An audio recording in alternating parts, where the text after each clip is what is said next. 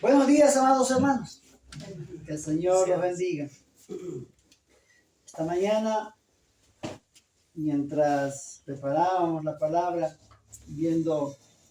tratando de acomodar, porque lo que estamos ahora haciendo es dar la escuela bíblica en la mañana, ¿no? Y tratar ya para gente más grande, darle algo más sólido sobre el mismo tema, ¿no? Y ese es el motivo por el cual ahora vamos a hablar sobre estas disciplinas espirituales que se dan en nuestras vidas. Vamos al libro de Segunda de San Pedro, por favor. Segunda de Pedro. Segunda de Pedro. Versículo 3. Perdón, capítulo 3, versículo 8. ¿Sí? Segunda de Pedro, capítulo 3, versículo 18. Dice: antes bien, creced en la gracia y el conocimiento de nuestro Señor y Salvador Jesucristo. A Él sea gloria ahora y hasta el día de la eternidad. Amén. Amén. Algo que nos dice el apóstol Pedro es que tenemos que empezar a crecer, los que venimos a los pies del Señor, en gracia y en conocimiento de nuestro Señor. Y las maneras para poder crecer en gracia y conocimiento, ¿sí?, es a través de 3 formas en las cuales tenemos que crecer. Habíamos hablado en la mañana de que era tener una relación con Dios a través de una cita diaria. Habíamos hablado de la comunión entre hermanos y cómo tenemos que testimoniar del Señor. Y cuando hablamos de tener una cita diaria con Dios, habíamos dicho que es guardarle un tiempo al Señor, ¿no? Habíamos dicho de que tenemos que darle un momento, y es que Dios siempre está escuchándonos, lo que pasa es que nosotros no le hablamos a Él. Ahora, en esta cita con Dios, ¿qué es lo que sucede? Sería la pregunta. ¿Por qué nos dice que tengamos una cita con Dios? Tuvimos el día domingo en Pompeya, ¿no? Y estuvimos hablando justamente sobre lo que era el altar familiar. Y cuando hablaba con el altar familiar, la primera pregunta que yo les hice a los matrimonios y le dije: oye, ¿cuántos leyeron la Biblia? Es una iglesia que tiene un material muy bueno. Es una iglesia que es preparada en la palabra. Es una iglesia que tiene 12 discipulados a la iglesia. De hecho, el material que estamos usando es parte del material de ellos, porque yo lo he leído y lo he considerado que es bueno para nuestra iglesia, ¿no? Sin embargo, me asombró que ni una uña se levantó. Entonces yo dije: wow. Y vengo a hablar ahora de acá de un altar familiar, ¿no? Y lo que debemos entender es que esta cita con Dios va a ayudar a nuestras vidas de gran manera. ¿Por qué? Porque lógicamente va a traer bendición a tu vida. Va a traer bendición. Es la primera cosa que tú vas a entender. Esta cita con Dios va a moldear tu carácter. Te va a hacer notar en qué estás equivocado. Por eso necesitas tener una cita con Dios.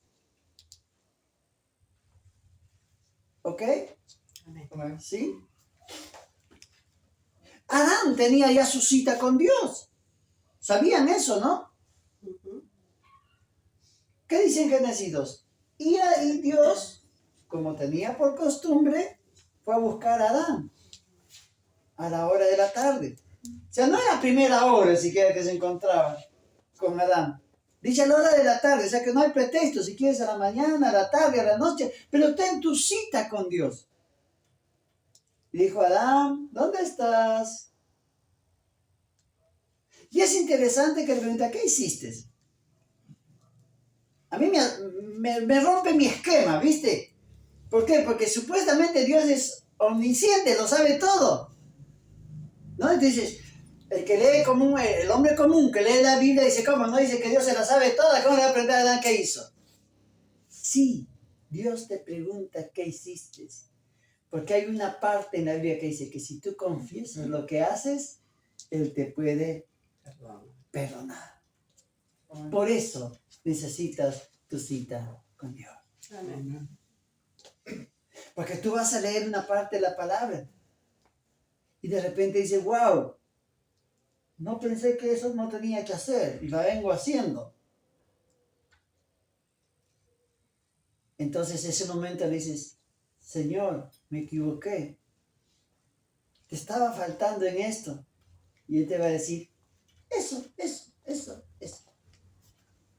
Como el chavo, ¿verdad? Y sabes, cuando tú le confiesas al Señor esa falta, Él te va a decir, ya lo sabía. Ven, tus pecados te son perdonados. Amén. De ahí la importancia de esa cita con Dios. ¿Para qué más te sirve esta cita con Dios? Cuando tú vas creciendo en el Evangelio y vas creciendo también en edad, fortalece tu vida. Te lleva a poder aconsejar a los otros y ser de testimonio a otros. ¿Para qué te sirve esta cita con Dios? Para que los jóvenes cuando llegan a casarse puedan guiar a sus hijos a través de la palabra de Dios y no a través de la palabra del Padre. Algo que les decía yo en esa reunión, les decía, ¿ustedes cómo aconsejan a vuestros hijos? No, porque yo digo, porque yo impongo. Les ponía el ejemplo, yo jamás a mis hijos les he impuesto nada, acá están mis hijos, pregúntenles. ¿Qué dice acá? Bueno, ustedes saben, yo les digo lo que dice, punto. De ahí, vuestra decisión, sí, no, ya. Porque a mí me pueden retrucar. A mí me pueden decir, no, porque usted y tú y que... Perfecto, pero lo que está acá no me pueden retrucar. Acá dice, honra a tu padre y a tu madre. Calladito la boca.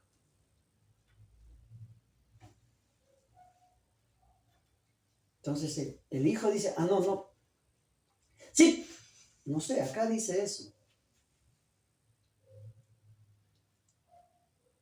¿Me dejo entender? Amén. Acá dice, no robarás. No porque te dice papá que no tienes que agarrar lo que es ajeno, sino porque Dios te dice, no robarás. Entonces, el valor de la palabra, el valor que esto tiene, es mayor a lo que yo pueda decir. Amén. No es el capricho de papá. Y justamente eso se forma a través de esa relación con Dios, a través de conocer a Dios. Cuando nosotros queremos imponer nuestras ideas, vamos a recibir rechazo. Eso es lo primero que vamos a recibir. Pero cuando tú haces lo que dice Dios y lo que está acá, ya ese es otro asunto. ¿Tú cumpliste? Listo. Le agrade al otro, no le agrade al otro. Lo vea. Eso ya es asunto de cada persona. Pero uno tiene que tratar de hacer lo que dice acá. ¿Ok? Bien, perfecto. Entonces, esta cita con Dios tiene que ver con eso. El tratar de guiar nuestras vidas a la presencia de Dios para poder llevar a otros a la presencia de Dios. Y aún a nuestros propios seres queridos. ¿Ok? Cuando tú das un consejo, ¿qué consejo le das? No, porque... No. Cuando tú empiezas a tener una relación con Dios, ya no hablas por tus propios labios. Yo el otro día estábamos aconsejando acá a una persona y empezamos a hablar con mi esposa, ¿verdad? Empezamos a hablar y le empezaba a recalcar los puntos que le había dado. Y de un momento después yo me olvidé las cosas que le había dicho, y le soy sincero. Y no es porque los tenía anotados, nada, porque todo lo que salía era palabra de Dios. Y la persona que vino, que también era otra persona entendida en la palabra, dijo, ahora entiendo que no es usted. Dijo, yo no me acuerdo, ¿qué te dije? Y era porque el fluir del Espíritu sale y es el que ministra y da la palabra. ¿Ok? Y es que nosotros somos un almacén. ¿Viste como la computadora? Nosotros somos una computadora andando, ¿verdad? A veces no sabes dónde guardarte ese archivo. Pero en ese momento que tú necesitas, Dios agarra y te manipula. Acá está, este es el archivo Consejería Pastoral. ¡Tac! Y te lo abre ese archivo y tú empiezas a hablar. Y te empiezas a dar. Y es increíble cómo Dios, esa vida empezó. Pastor, decía, yo he tenido 4 o 5 pastores grandes que nos han ministrado, pero la óptica que usted está poniendo en mi vida, nunca la había visto. Siempre me aconsejaban en función a matrimonios. Le digo, pero lo que yo te digo es lo que está en la palabra. Yo no te estoy diciendo lo que yo pienso. Porque si yo te digo lo que yo pienso, te digo, darle una patada, sabe mandarlo allá a la China, ¿no? Pues no te puedo decir eso, yo te tengo que decir lo que dice la palabra. Y la palabra dice que tienes que actuar de esta manera, cambia tu estrategia de oración, cambia tu forma de pensar, mira de otra forma las cosas, porque ya las has intentado humanamente. Ahora tienes que hacerlo como dice la palabra. ¿Me dejo entender? Para eso te ayuda tu relación con Dios. No es para otra cosa, no es para pelear, para decir, no, porque yo digo y tú dices, no, para eso no sirve la palabra de Dios.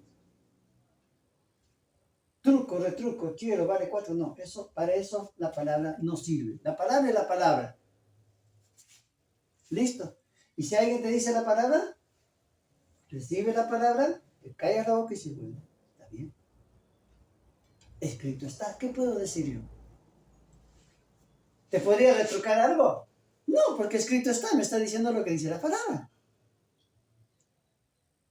Ahora, yo puedo tomar esa palabra y decir, bueno, sí, en esto hay razón, ¿sí? Ahora, no, bueno, listo. O sea, es como tú lo tomes, ¿ok? ¿Me dejo entender? Para eso sirve esta relación con Dios. Para fortalecer al otro, para corregir al otro, para enderezar las sendas del otro.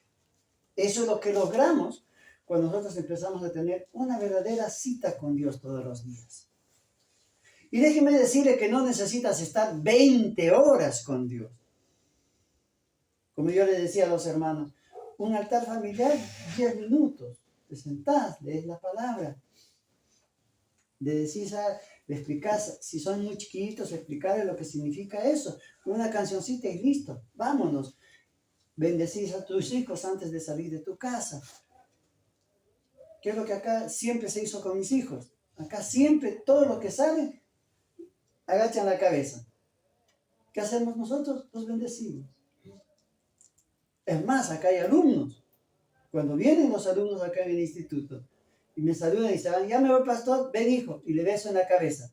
Que el Señor te bendiga. Y ellos se van contentos. ¿Por qué? ¿Por qué lo hacemos nosotros? ¡Ay, qué pastor pesado! No, es porque es un hábito de bendecir. Y eso tiene que estar en tu vida. Amén. Es un hábito que se forma espiritualmente, porque dice que tenemos que ser de bendición. ¿Me dejo entender? ¿Me dejo entender lo que estoy queriéndoles transmitir, por favor? Es que esa cita es diaria con Dios, es lo que va cambiando tu forma muchas veces. ¿Ok? Bien. El otro aspecto en cuanto a la comunión entre hermanos, ¿sí? La comunión entre hermanos dice, soportaos, por ejemplo. La comunión entre hermanos tiene que ver con esa coinonía, con esa amistad que tiene que formarse entre nosotros. Ahora, ¿todos somos iguales? No. Si yo les dije que Dios es un Dios personal, ¿qué significa? Que es el Dios de Abraham, que es el Dios de Isaac, es el Dios de Jacob, y cada uno de estas personas tenía su carácter, su personalidad, y tenía su temperamento. De la misma manera como Abraham negó a Sara cuando bajó a Egipto, ¿qué hizo Isaac? Negó a su esposa, ¿o no? A Rebeca. Dos similitudes, diferentes reacciones.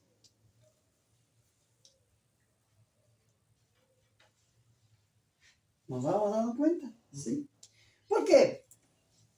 Cuando uno ve a una persona, cuando uno está en una congregación, debemos entender que la persona, el ente, a pesar de buscar la espiritualidad, ¿sí?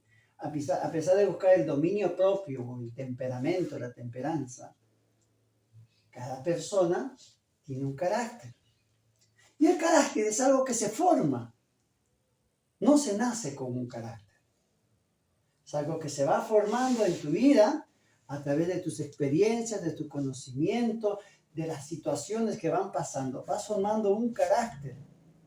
¿Sí? Pero el temperamento no. El temperamento es algo con que naces, es algo innato en ti. ¿Sí? El carácter máximo, digamos, de nosotros tendría que ser la virtud. En Grecia, el carácter más alto es la virtud. ¿Ok? Ser un hombre virtuoso, un hombre pasible, calmo, pensativo, un hombre virtuoso. ¿Sí? Sin embargo, el temperamento es otra cosa. El temperamento es algo con que se nace. Es algo que ya está, como quien dice, en sus genes, ¿no? Y es porque el temperamento no puede ser moldeado. Puede ser inclusive reprimido, pero no puede ser moldeado. Y es eso que les digo yo, la térmica, ¡clac!, que salta. Porque es una lucha constante contra el yo. Justamente el yo maneja el temperamento. ¿Ok? ¿Sí? A veces uno tiene un temperamento flemático. Yo, por ejemplo, si me dicen a mí, ¿qué temperamento tiene? ¿No? Y a veces los temperamentos se van mezclando con el carácter.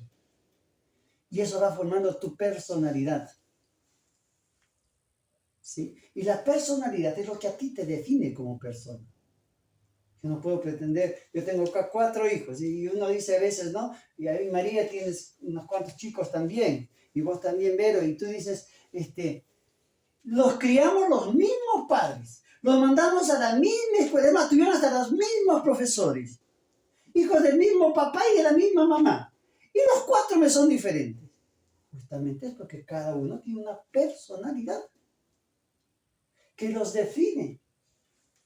Y en el mundo, en los billones de personas que existen en el mundo, ninguna personalidad se parece. Es lo que te marca. Entonces, en la comunión entre hermanos, tenemos que aprender, por eso dice la palabra, soportaos.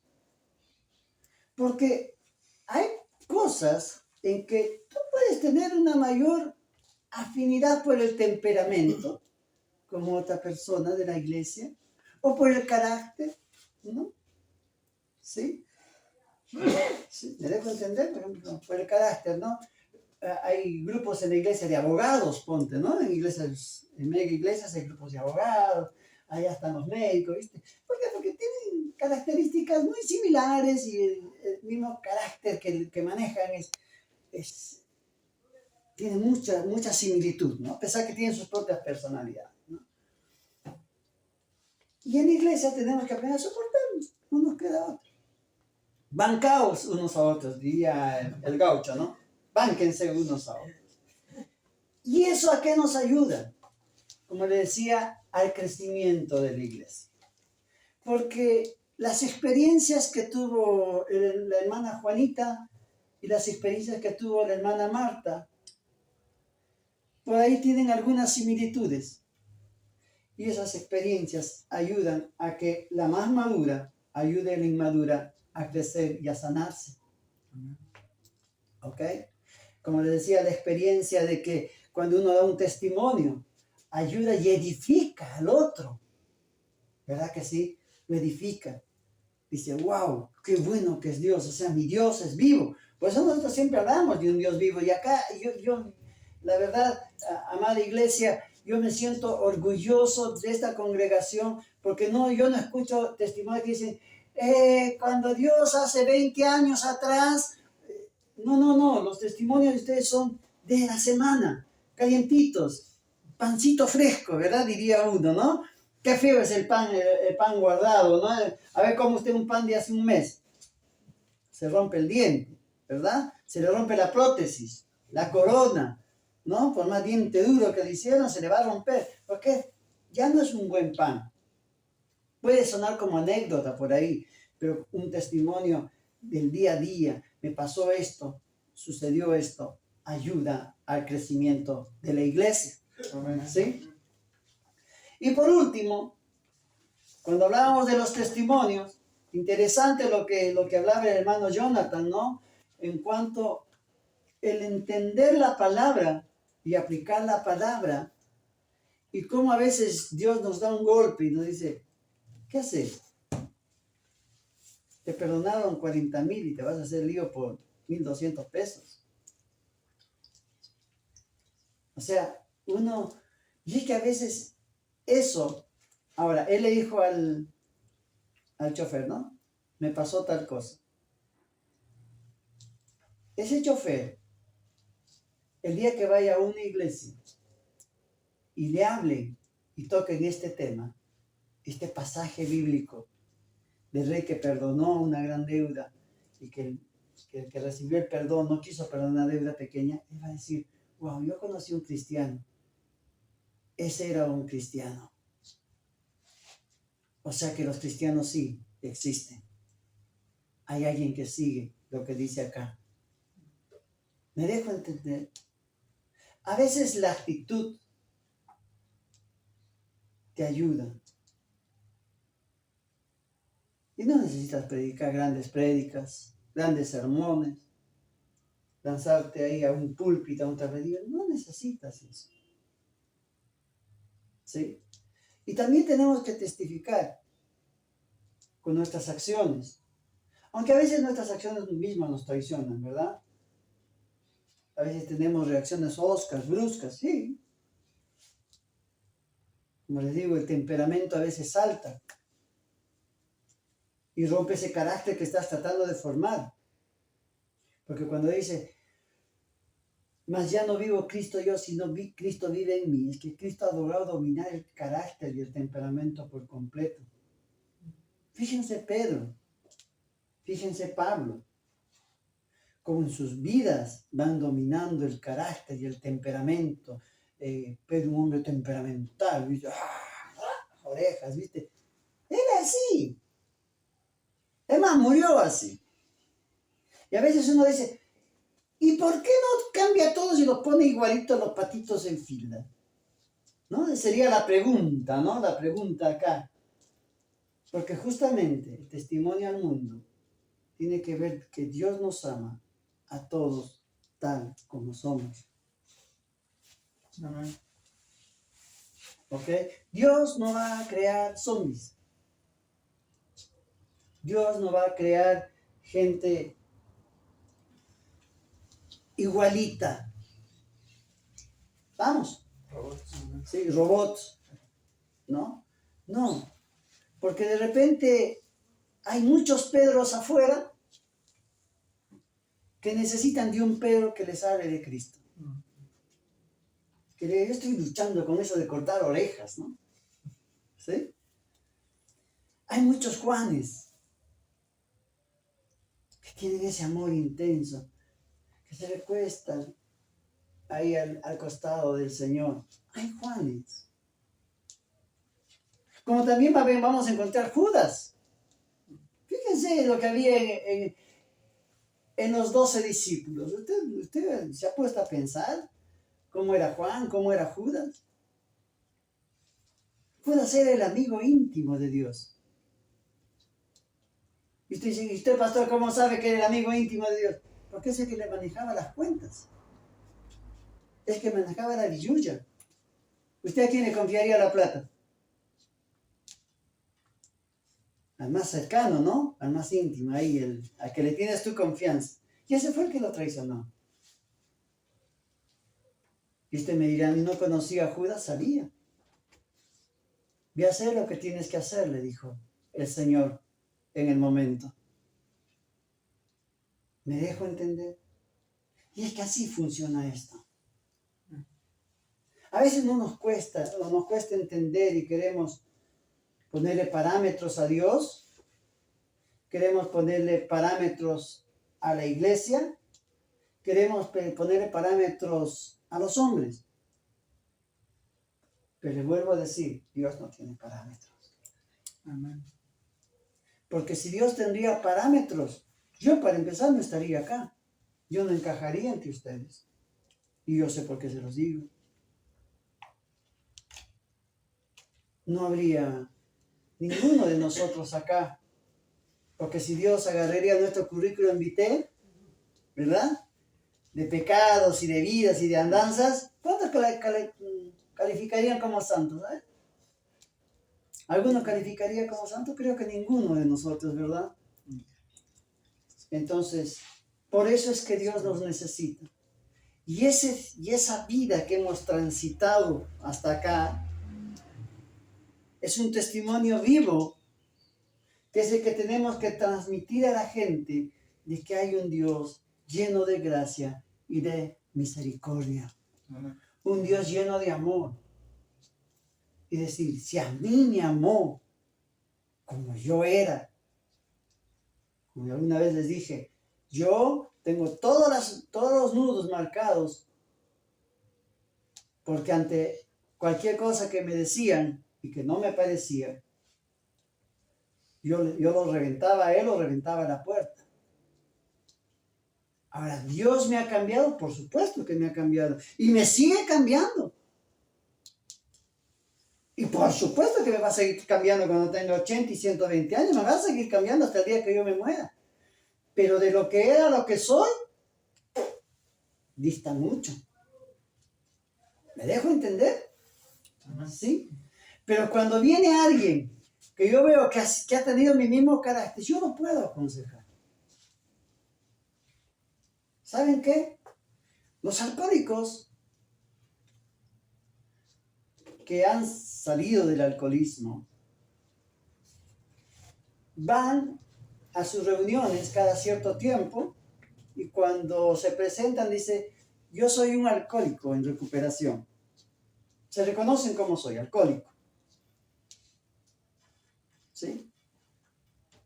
Yo creo que sería una buena práctica que cuando nos presentemos, en vez de decir, yo soy un hijo del Dios Altísimo, yo soy un príncipe heredero, podamos decir, ¿saben qué? Yo soy un pecador en recuperación. Porque no sé cuándo voy a volver a pecar. No sé cuándo voy a volver a caer. Pero yo sí sé que así como ese alcohólico tiene un patrocinador, que cuando cae nuevamente en la bebida, va, lo vuelve a levantar, lo vuelve a buscar en el bar de la esquina y lo trae y lo vuelve a impulsar para que vuelva a restablecer su vida y salir nuevamente del alcoholismo. Nosotros tenemos nuestro patrocinador y ese es Cristo Jesús. Que cuando volvemos a pecar, Él va y nos busca. Nos abraza. ¿Y saben qué nos dice? Te amo. Te perdono. No temas.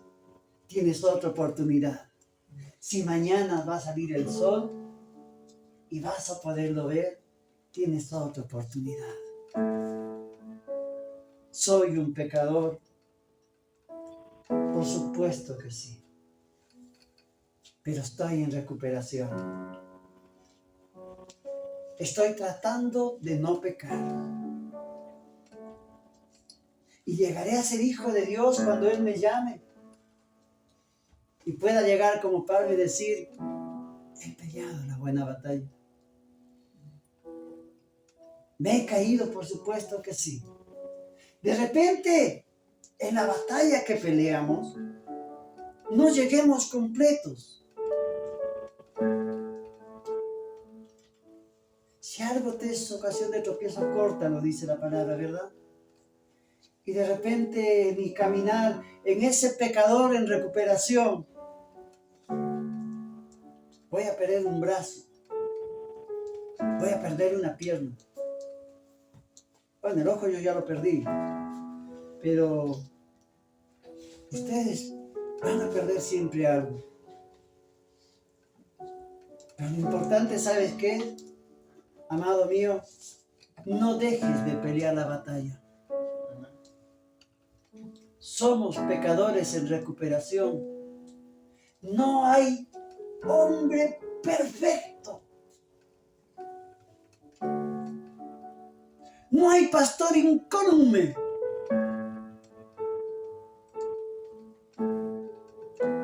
No hay persona santa y pura. Todos en algún momento pecamos. De alguna manera, seguro. Con tu mente, con tus labios, con tus acciones. Todos pecamos. ¿Pero cómo va a decir eso, pastor? Escrito está. Por cuanto todos pecamos. Y el que dice que no peca, llama mentiroso a Dios. Y déjame decir que tanto el asesino como el mentiroso tiene el mismo castigo, es pecador. Tanto un pensamiento sucio como una mala palabra es pecado. Todos pecamos, pero somos pecadores en recuperación. Así es que, amado, por eso es importante que en la mañana tú te levantes, o antes de acostarte. De repente yo tengo esa costumbre. Yo antes, cuando me acuesto, me quedo un rato en la cama y le digo, Señor, la pifié esta noche. Este día yo pifié en esto, me equivoqué en esto. Y puedo dormir tranquilo.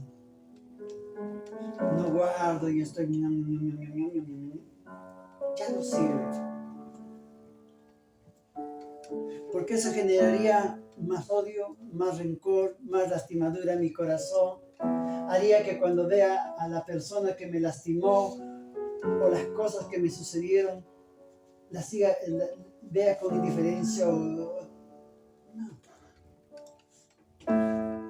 Yo te voy a volver a ver y te voy a volver a saludar como siempre. Y no es ser hipócrita. Es simplemente porque el corazón ya está vaciado del pecado. Yo ya se lo puse en los pies del Señor. Estamos. Para eso sirve esta cita diaria con Dios. Y cuando me lastiman también le digo, así como le digo, la pifié, Señor, me equivoqué. Esta boca mía. También le digo, Señor, ¿sabes qué me duele? Me duele.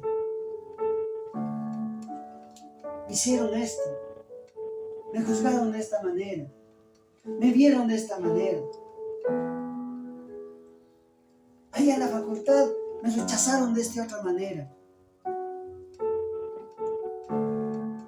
Y allá también el Señor, en vez de decirme te perdono, dice, bien hijo, ahora yo te voy a abrazar y te voy a curar ese dolor que tienes. Cálmate. Cálmate. A mí también me lastimaron. A mí también me hirieron. Perdónalos. Perdónalos. Entonces, esta cita con Dios nos ayuda a eso. Y son los 3 hábitos que tenemos que entender. ¿Sí? Amén. Habíamos dicho, ¿qué cosa? Tu cita con Dios. Aprende a tolerar a tu hermano. Recuerda que Él está luchando entre su carácter, su temperamento, ¿ok? Que tiene una personalidad ya formada, que tiene que ser modificada por Dios y que vivimos una lucha constante porque no queremos renunciar a nuestro yo y nos cuesta renunciar a nuestro yo. Y por último, el hacer eso, esa cita y esta comunión con los hermanos va a ayudar a que tú puedas testificar al otro y tu personalidad y tu carácter y tu forma de ser y esta comunión con Dios va a ayudar a que tú puedas ayudar a otros a venir a los pies del Señor. Amén. Oremos. Padre amado, te damos gracias, Señor, por tu palabra. Padre Santo, ayúdanos a tener estas disciplinas espirituales. Ayúdanos, Señor, a tener esa comunión íntima contigo todos los días. Padre amado, te bendecimos.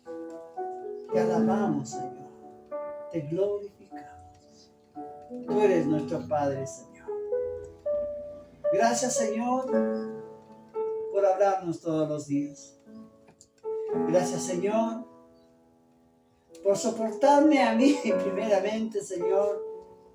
Ayúdame a soportar a los demás. Gracias, Señor, porque tú me amaste así como soy.